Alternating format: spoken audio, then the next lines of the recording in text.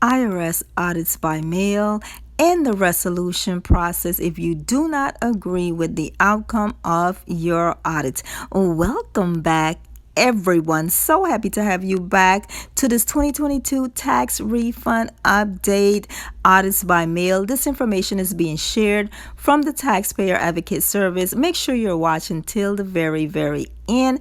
The first step in audits by mail, the IRS will send you a letter informing you that you have been selected for an audit, and it will list all of the information that you need to send to the IRS. Secondly, you need to read the letter and follow the instructions. Submit all documentation requested by the due date. If you do not understand something in the notice, make sure you call the number on that letter, all right, for clarification.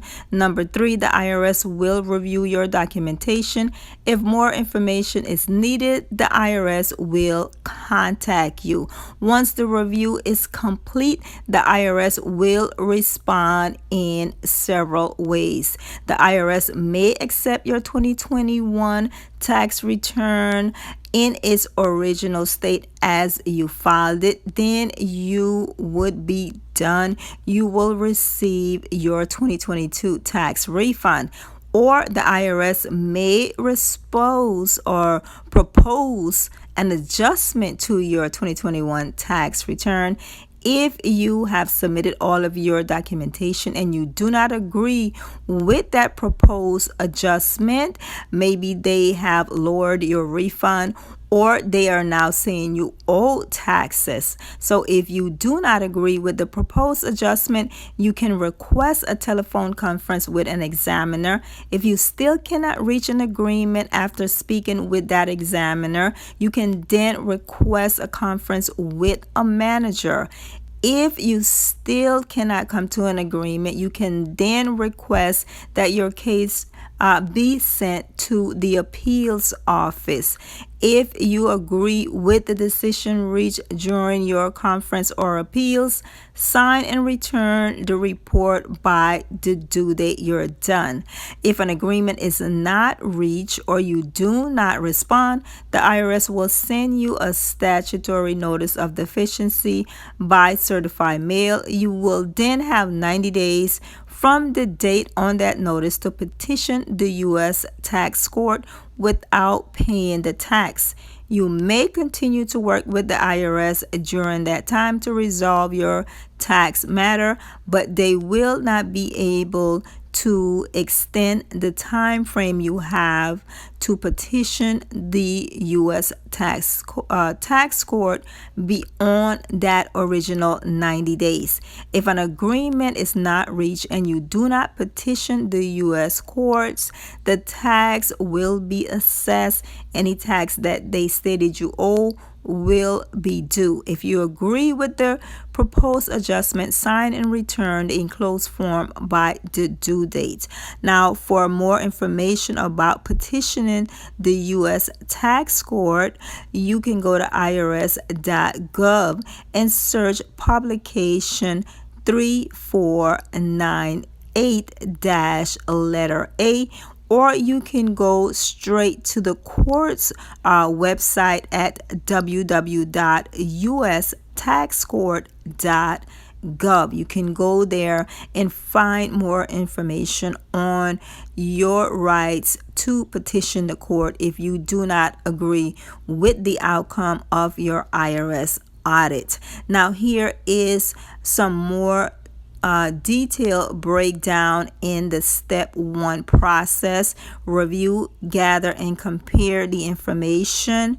Remember that you need to compare the proposed changes to your original tax return. And if you have any questions after you review the documentation with your tax return, you can call the number on the letter, or you can write to the IRS to the address shown on the letter. You can also get professional help with the Low Income Taxpayer Clinic, and you can go to www.irs.gov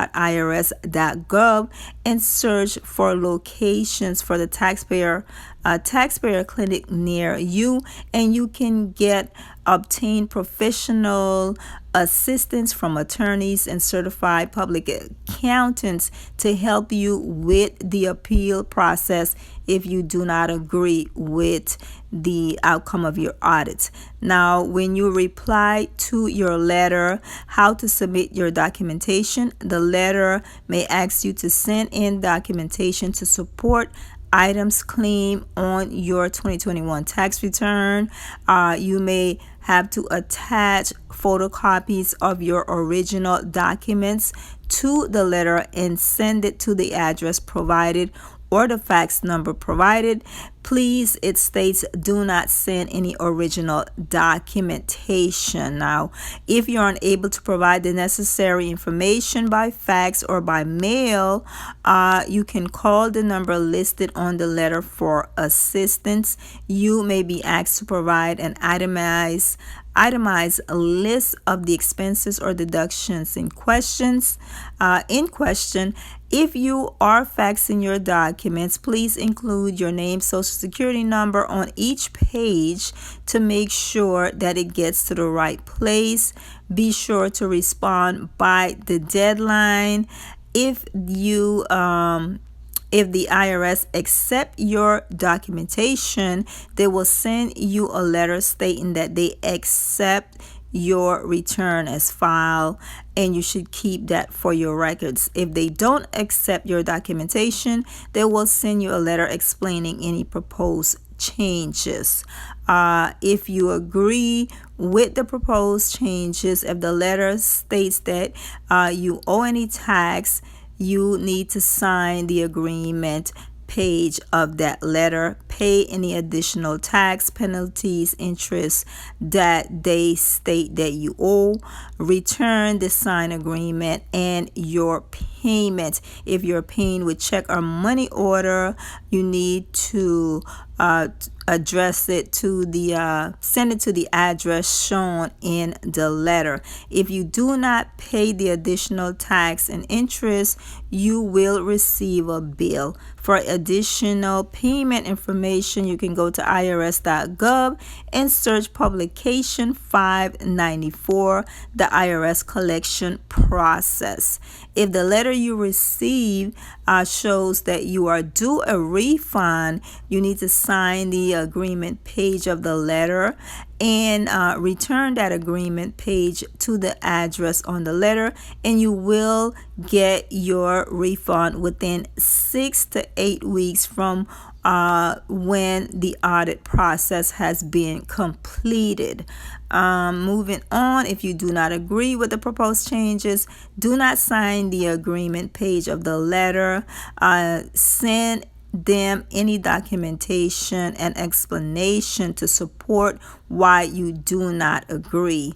If you do not reply by the due date, the IRS will disallow the items identified. This may delay or reduce any refund if it applies. Interest will continue to occur on any balance due. All right. Now, again, to resolve disagreements, you can request an informal conference with the examiner's manager prior to the date given in the letter. You can request an appeals conference prior to the date given in the letter, or you can petition the court after you receive the statutory notice of deficiency stating that you owe a balance that you don't agree with. Interest will continue to occur on all unpaid balances until the disagreement is resolved. You can stop interest by paying the entire amount of proposed tax, penalties, and interest. There are two types of payments that stop interest on proposed liabilities: a deposit and an advance payment of the tax. You need to decide which type is right for you. Payment instructions will be in the proposed notice. Now, once the IRS or appeals court send you a statutory notice of deficiency containing the tax court rights, you can then file a petition with the U.S. tax court to review the determination. The tax court is generally a prepayment form, which means you can petition the tax court before an assessment or payment is made.